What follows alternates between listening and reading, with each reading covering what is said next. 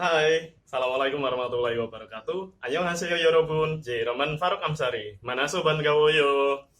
Ketemu lagi dengan saya di channel Faruk Amsari. Kali ini kita akan bahas tentang sejarah Hangul atau huruf Korea. Mungkin di antara teman-teman yang ada di Indonesia beberapa tahun terakhir familiar dengan nama produk seperti Samsung, Samyang, maupun BTS. Tidak menutup kemungkinan bahwa mungkin di antara kalian memiliki teman atau bahkan saudara yang suka dengan hal-hal yang berbau budaya Korea. Saya sendiri pun meskipun pernah belajar bahasa Korea, bukan berarti saya hafal dengan nama-nama personil boyband atau girl band. Itu memang selera masing-masing ya. Ada yang suka, ada bahkan yang sudah bosen. Namun kali ini tidak menutup kemungkinan bahwa kita pun punya rasa penasaran, pengen tahu bagaimana sejarah huruf Hangul ini tercipta, terus karakteristiknya apakah sama dengan huruf yang ada di Jepang dan Cina. Nah, kali ini akan kita bahas. Buat teman-teman yang baru mampir di channel Faruk Amsari, jangan lupa untuk subscribe dulu. Saya ulangi, jangan lupa untuk klik tombol subscribe. Karena subscribe itu gratis dan akan membantu untuk pengembangan channel ini. Nah, pada tahun yang belum ditentukan, yang belum diketahui, sampai tahun 108 sebelum Masehi, budaya budaya Cina sangat mempengaruhi perdagangan dan perpolitikan yang ada di Asia Timur. Tidak menutup kemungkinan di tahun sebelum Masehi ini hingga 108 sebelum Masehi, Hanja atau Hanzi atau aksara dari Cina ini digunakan di Korea di era kerajaan Gojoseon. Nah, mereka ini si Hanja atau Hanzi ini masuk ke semenanjung Korea, Korea Selatan maupun Korea Utara melalui penyebaran agama Buddha. Dan pada saat itu karena karakter dari huruf Cina sangat rumit dan ada ribuan, maka yang belajar tidak semua orang bisa. Para petani, rakyat jelata tidak semuanya bisa mempelajari dan paham baca tulis. Sehingga pada akhirnya pada tahun 1443 Raja Sejong yang Agung yang merupakan raja keempat dari dinasti Ying, kerajaan Joseon, yang beliau ini hidup tahun 1397 sampai tahun 1450 Masehi. Memang nama aslinya agak panjang sih. Raja Janghyun Yongmun Yemu In Song Myonghyo. Itu pun ditambahi titel yang agung. Misalkan seperti The Great Alexander yang agung. Kalau ini nama asli rajanya Janghyun Yongmun Yemu In Song Myonghyo, atau kita sebut aja biar gampang Raja Sejong. Pada tahun 1443 ini Raja Sejong membuat gebrakan dengan menggandeng para ilmuwan-ilmuwan dan juga lembaga Jiphyonjon yang ada di Korea untuk membuat sistem alfabet yang mampu meningkatkan literasi atau budaya membaca untuk mengentaskan tingkat buta huruf ini. Karena si raja ini berpendapat bahwa suatu saat nanti anak cucuku dan rakyat-rakyatku harus berkembang, harus mengetahui baca tulis biar bangsa ini menjadi lebih maju dan lebih berpendidikan. Namun hal yang seperti ini pun juga tidak melalui jalan yang mulus. Meskipun membuatnya dengan menggandeng para ilmuwan pasti perlu proses. Dan pada akhirnya ketika huruf ini sudah tercipta, dapat mudah dipelajari. Bahkan salah satu kutipan yang ada di Hyunmin Jonggem Heryo Bon ini tertulis, seseorang yang bijaksana dapat memahaminya sebelum pagi berakhir, nggak nyampe setengah hari. Bahkan orang yang bodoh pun dapat mempelajarinya dalam kurun 10 hari. Karena memang sangat mudah.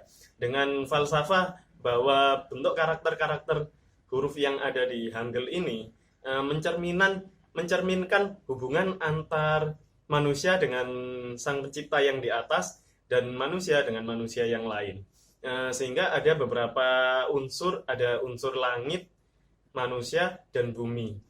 Mungkin nanti ke depannya kita akan tahu ada huruf yang letaknya di atas, ada juga yang di tengah, ada yang di bawah sebagai bacim, dan ada yang di samping.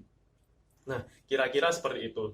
Di kutipannya aja sudah dikatakan bahwa orang yang bijaksana akan mampu mempelajarinya sebelum pagi berakhir, dan orang yang bodoh sekalipun dapat mempelajarinya dalam kurun 10 hari.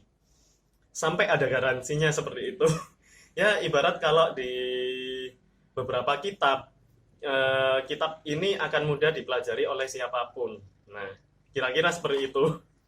Atau mungkin disclaimer-nya beberapa penulis, buku ini wajib untuk dibaca oleh kalangan muda, misalkan seperti itu. Nah, Project Hangul ini berakhir pada Desember 1443. Jadi sudah tersampaikan, para ilmuwan ini sudah di-training, sudah disebarkan ke beberapa wilayah yang ada di Korea, dan pada Desember akhirnya para ilmuwan ini yang dikirim sudah melakukan presentasi dan mengajari orang-orang rakyat jelata tentang Hangul. Nah, antara Desember 1443 dan Januari 1444, proyek ini sudah selesai. Maka pada 2 tahun berikutnya, tahun 1446, tulisan Hangul ini didokumentasikan. Nama dokumennya yang tersimpan sampai sekarang ini bahkan sudah didaftarkan di UNESCO pada tahun 1997 kemarin sebagai warisan budaya dunia. Nama dokumennya adalah Hunmin Jeongeum Haeryobon, atau mungkin dokumen Hunmin Jeongeum, dan dipublikasikan pada tanggal 9 Oktober tahun 1446. Nah, tanggal ini pun akhirnya diperingati setiap tahunnya di Korea Selatan sebagai Hari Hangul Nasional. Dan di Korea Utara dibuat libur nasional pada tanggal 15 Januari. Mungkin kira-kira kalau di Jawa kita kenal aksara Honocoroko. Cuma mungkin di Indonesia belum kepikiran sampai bikin hari Honocoroko nasional mungkin ya. Nah, selama perkembangannya pun, adanya Hangul ini pasti akan menciptakan kasta yang baru, yakni kasta orang-orang rakyat jelata, anak-anaknya petani, dan warga biasa yang mulai memiliki pendidikan. Mereka punya masa depan untuk bisa menjadi administrator negara maupun hakim. Mereka akan memiliki peluang untuk masuk di jabatan-jabatan penting di negara. Sehingga ini akan menggeser para elit sebelumnya, bukan elit global, yang ada elit Konghucu atau elit Confucian, atau yang dalam bahasa Inggris disebut Confucian Scholar. Orang-orang rakyat jelata yang belajar Hangul ini nanti akan menggeser posisi kita di masa depan 20 atau 30 tahun terakhir. Ini tidak boleh dibiarkan. Maka perlu kita tentang penyebarluasan Hangul ini. Kita harus beralih pada Hanja. Kita mengikuti tradisi yang lama, jangan diubah. Dokumen negara pun juga pakai aksara Cina, Hanja. Nah, dari ada yang pro, ada yang kontra, inilah semakin sengit. Bahkan para Konfusian ini juga berpendapat kalau budaya Cina ini sudah memiliki pengaruh di Asia Timur ini selama 5.000 tahun. Sudah lebih dari 10 abad. Bagaimana bisa ditentang? Gimana nanti kalau kita melakukan perdagangan dengan negara-negara sekitar, sedangkan aksara kita berbeda. Nah, rakyat bawah bisa jadi admin, bisa jadi hakim, ibarat jadi PNS-nya mereka, akan mengancam status perekonomian para elit Konghucu ini. Sehingga bahkan pada tahun 1494 sampai tahun 1506, Raja Yongsan-gun resmi melarang Hangul. Setelah adanya kritik terhadap masa pemerintahnya, dan kritik tersebut ditulis oleh rakyat biasa yang sudah berpendidikan dan menggunakan Hangul. Ya, kira-kira miriplah dengan kaum rakyat jelata yang mengkritik pemerintah yang berkuasa saat itu. Dan penguasa yang berkuasa saat itu juga tidak mau posisinya akan tergeser. Hanya karena rakyat jelata yang mulai berpendidikan dan mengkritik dia, masa pemerintahnya yang sudah dia bangun dari era-era sebelumnya, para bapaknya, kakeknya, dan lain sebagainya, dan dia bangun selama beberapa tahun, runtuh. Nah, namun pada akhirnya di akhir abad 16 Masehi, sastra populer mulai bermunculan. Sastra-sastra populer ini juga menggunakan Hangul dalam penceritaannya, sehingga secara tidak langsung Hangul kembali dipopulerkan di masyarakat. Nah, keren ini, budaya literasi mulai berkembang. Sedangkan di Korea sendiri budaya literasi juga berkembang. Kita harusnya berkaca sebagai orang Indonesia, di Jepang rata-rata setiap anak sekolahan mereka membaca satu buku di luar buku sekolah setiap minggunya. Berarti rata-rata seminggu mereka bisa menghabiskan sekitar 50 judul buku per tahun. Kalau itu dia lakukan mulai kelas 7 hingga kelas 12, kurang lebih mereka juga sudah membaca sekitar 300 buku. Wah, nggak heran kalau misalkan cara pikirnya pun tidak kalah dengan mereka yang S2 di Indonesia. Sedangkan orang-orang yang ada di Amerika, Eropa, atau Australia, mungkin juga banyak yang membaca buku hingga 20 judul per tahun, di luar buku kuliah, di luar buku sekolah mereka. Di negara tetangga kita seperti Singapura maupun Malaysia, rata-rata tiap anak, tiap orang dewasa pun karena sudah terbiasa sejak sekolah, mereka membaca 5 hingga 10 judul buku berserta isinya hingga tamat, yang artinya jika itu mereka lakukan selama kurang lebih kelas 7 sampai kelas 12 di usia mereka transisi, maka artinya pada usia 18 mereka sudah membaca kurang lebih sekitar 60 judul buku. Sehingga tidak kalah harusnya Indonesia yang dulu pernah menjadi macan Asia tidak boleh ketinggalan masalah literasi, karena dengan baca kita mampu membuka jendela dunia. Bahkan ketika kita menulis, kita juga bisa dikenal oleh dunia. Salah satunya orang yang kaya lewat menulis adalah John Kathleen Rowling, dan salah satunya orang yang kaya karena hobi menulis adalah Warren Buffett, dan salah satunya orang yang kaya karena menjual buku adalah si pendiri Amazon. Nah, kita kembali ke topik pembahasan tentang Hangul atau sejarah huruf Korea. Tadi kita bahas pada era Raja Yongsan-gun sempat melarang penggunaan Hangul di tahun 1494 hingga 1506. Kemudian pada akhir abad 16 Masehi, Hangul kembali populer lewat karya-karya sastra yang bermunculan, dan pada tahun 1796 ada orang Belanda, para koloni yang keliling dunia untuk menyebarkan misi 3G, Glory Gospel Gold. Salah satunya ada Isaac Tixon. Mungkin artikulasi saya agak salah ya tentang nama orang Belanda. Isaac Tixon ini membawa buku-buku yang berasal dari Korea yang masih asli menggunakan penulisan Hangul ke beberapa negara yang dia lewati, termasuk Belanda. Ketika dia pulang, dia juga menyebarkan tentang Hangul. Akhirnya Hangul mulai dikenal oleh dunia secara lebih luas lagi. Dan pada tahun 1894, Hangul ini terus dipakai untuk menulis dokumen-dokumen nasional negara yang ada di Korea.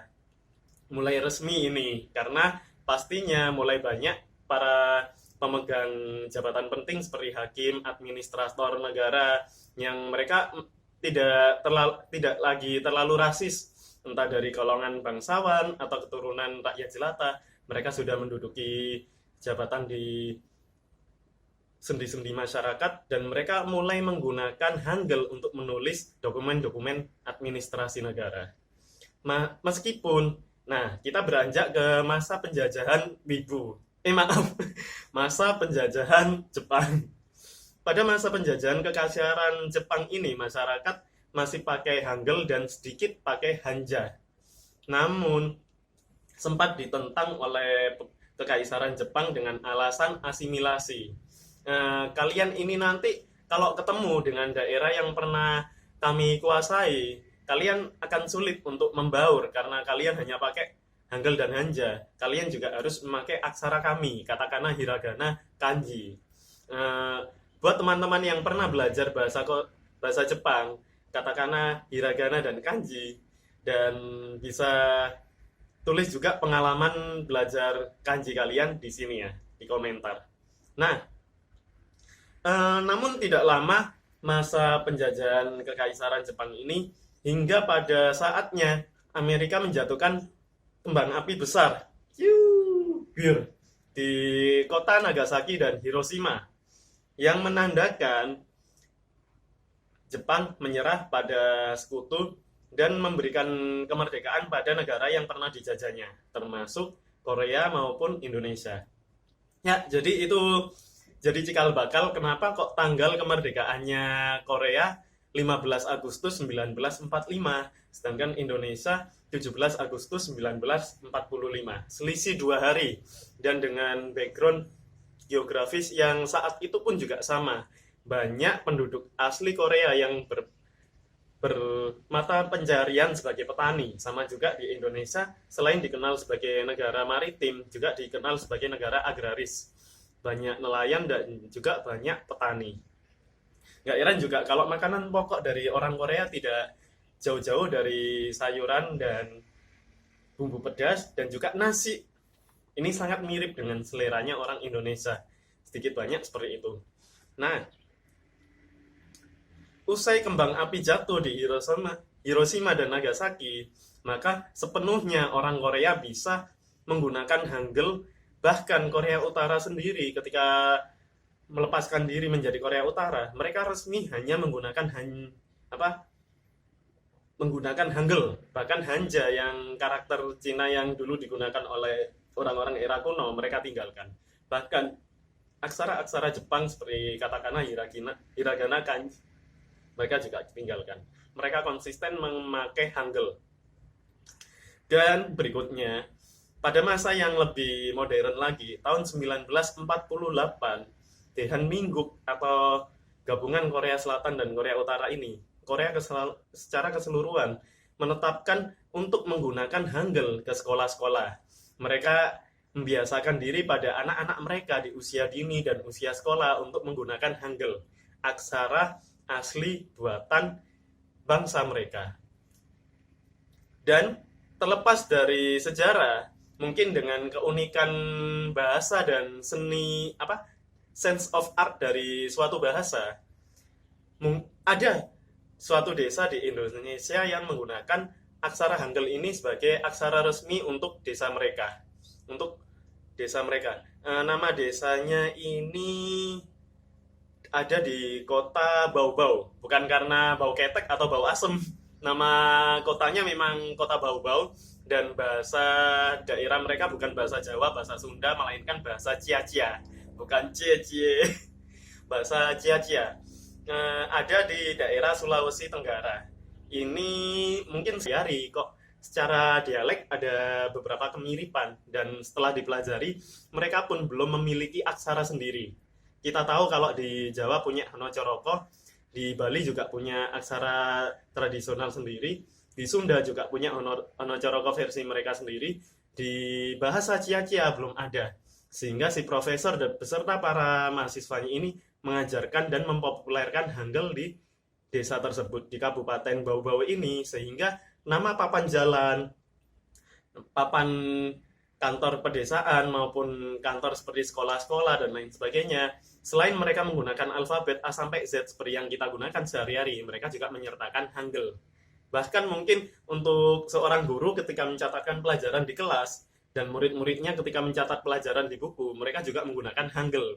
Sejak mereka anak-anak, sejak kelas 1 SD atau mungkin sejak TK mungkin ya. Saya sendiri pun baru tahu Hangul setelah lulus sekolah. Mungkin kalah dengan mereka. Tapi tetap untuk belajar Hangul ini ternyata memang sangat mudah. Bagi orang yang cerdas seperti kalian ini, para excellent millennials, mungkin hanya cukup 1 hari 2 hari bisa memahami cara bacanya Hangul ini. Sedangkan untuk kalian yang mungkin sibuk atau nggak sempat belajar banyak, mungkin kurang dari 10 hari saya yakin bisa cara membacanya. Entah nanti tata bahasanya atau penggunaan dalam kosakata, pelajari terus.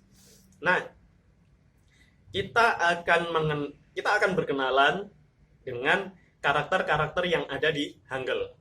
Mungkin kalau seorang BTS Army mencintai grup BTS karena mereka juga kenal lagunya, kenal personilnya.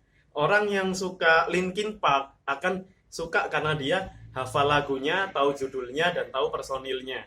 Sama dengan ketika kita ingin menguasai bahasa Korea, entah dengan alasan kita suatu saat nanti ingin bekerja di Korea, ingin berkarir sebagai freelancer, traveler, youtuber, ataupun jadi tour guide, silakan. Untuk menguasai bahasa Korea ini, kita juga perlu kenalan dengan karakter yang ada di sana. Tidak sebanyak karakter yang ada dalam bahasa Cina yang sampai 3000 lebih, dan tidak seribet yang ada di katakana, hiragana, maupun huruf kanji. Karakter yang ada di Korea memiliki karakter dasar yang jumlahnya cuma 24. 24 ini terdiri dari 10 karakter vokal yang dasar dan 14 karakter konsonan yang dasar. Karakter konsonan yang dasar ini terdiri dari giok, yang nanti akan dibaca bisa G di depan dan ketika di akhir bisa jadi K. Nien, yang nanti akan dibaca sebagai N. Diet, yang nanti akan dibaca sebagai D di depan ataupun jadi T di tengah, di belakang. Real, yang di depan akan dibaca R dan di akhir atau di bajim akan dijadikan L. Biep, yang di depan nanti akan menjadi B dan di tengah maupun di akhir akan menjadi P. Siet, yang nanti di awal akan dibaca S dan di bajim akan dibaca T. Nah, terus yang bentuknya bulat ini, dia berfungsi seperti huruf alif dalam huruf hijaiyah. Dia membantu vokal, karena vokal tidak bisa berdiri sendiri. Ingat, seperti itu. Sehingga bentuk bulat ini tidak diartikan sama sekali, tapi dalam lafal alfabetiknya dibaca iyeng. Itu yang versi di Korea Selatan. Nanti yang versi di Korea Utara, nama-nama huruf ini nanti akan berbeda dan silakan cari di Google. Nah, selanjutnya setelah iyeng ada jiet. Jiet ini nanti di depan akan dibaca J, di akhir akan dibaca C. Ada yang lebih centil lagi, selain J, selain jiet ada jiet. Jiet ini CH. Jadi kalau jiet yang tadi J atau di akhir dibacim jadi C, sedangkan jiet CH. CH. Di akhir juga CH dan bisa juga menjadi C. Nah, ada juga yang lebih tipis dari giok. Ini bentuknya seperti F kebalik. Nah, berikutnya juga ada yang lebih tipis dari diet. Bentuknya seperti huruf kapital E tapi kebalik. Sang diet. Terus juga ada piep. Lebih tipis dari biep. Ini bisa diartikan sebagai huruf P di depan atau tetap menjadi P di akhir. Ini bisa jadi versi huruf P dan F-nya di Hangul. Sedangkan biep versi lain dari huruf B dan V. Nah, yang terakhir konsonan dasar ada hiet. Huruf H kalau di depan akan dibaca H, sedangkan di bacing, di akhir, di bawah akan dibaca T. Itu 14 konsonan dasar di huruf Hangul. Berikutnya ada huruf vokal dasar di aksara Korea. Di aksara Korea atau Hangul, huruf vokal ini ada sekitar 10, antara lain A, Ya, O, Yo, O, Yo, U, U, E, dan I. Sehingga kenapa di konsonan Korea tidak memiliki huruf W dan Y. Karena nanti akan posisinya digantikan oleh akan digantikan dengan vokal. Nah, berikutnya bentuk modifikasi dari konsonan dasar dan vokal dasar ini ada konsonan rangkap yang akan berjumlah 16 macam-macamnya dan vokal rangkap yang berjumlah 11, yakni gabungan dari bentuk tunggal digabung akan menciptakan kombinasi yang berbeda. Misalkan huruf giok yang digabung menjadi sang giok. dia lebih tipis, yakni bentuknya seperti giok ada dua. Terus sang diet ada diet double, sang biep ada biep double, ada siet, sang siet, yakni huruf siet yang ada berjajar dua, dan sang jiet, huruf jiet yang berjajar dua. Ini yang bentuknya kembar, yang bentuknya berbeda. Ada huruf giok dengan siet. Terus juga ada nien dengan jiet, seperti dalam kata anja, yang artinya duduk. Terus juga ada nien dengan hiet, seperti dalam kata manta, artinya banyak. Selanjutnya juga ada riel dengan siet. Selanjutnya juga ada riel dengan tiet, riel dengan hiet, biep dengan siet seperti dalam kata okso yang artinya tidak ada. Selanjutnya juga ada riel dengan giok seperti dalam kata ilda yang artinya membaca. Selanjutnya juga ada kata riel dengan miem, dan juga ada riel dengan piep. Sedangkan kalau itu tadi adalah bentuk konsonan kombinasi, konsonan rangkap yang kombinasi dan yang kembar, kita akan belajar juga tentang 11 vokal rangkap dalam Hangul. Dalam Hangul,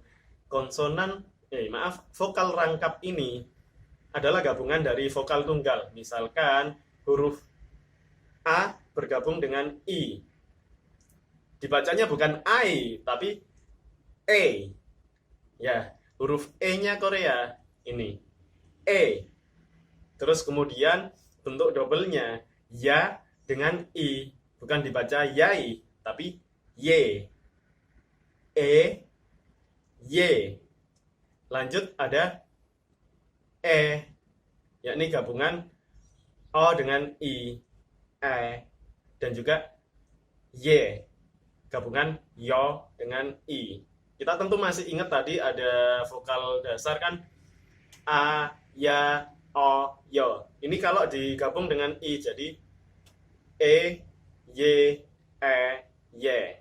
Lanjut, ada gabungan dari O dengan A.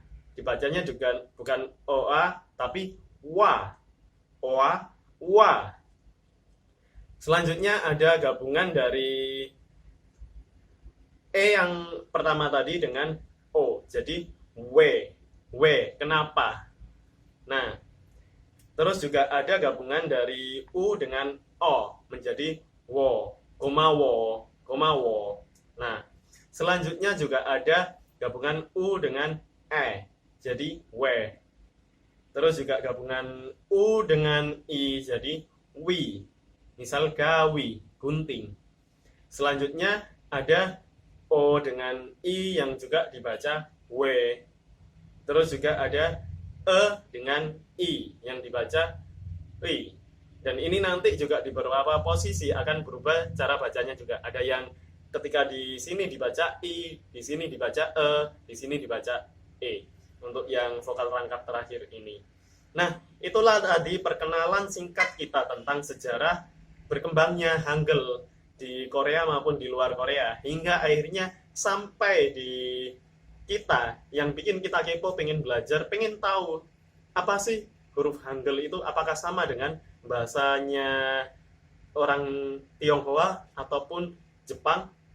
Dan kita juga sudah berkenalan dengan 24 karakter dasar Korea, ditambah lagi dengan konsonan rangkapnya ada 16 dan vokal rangkapnya ada 11. Sampai ketemu di vlog Faruk Amsari berikutnya. Jangan lupa aktifkan lonceng notifikasi yang di bawah ini biar tahu kalian video-video terbaru dari Faruk Amsari. Saya Faruk Amsari, Manaso Bangawoyo, Kamsahamnida. Wassalamualaikum warahmatullahi wabarakatuh.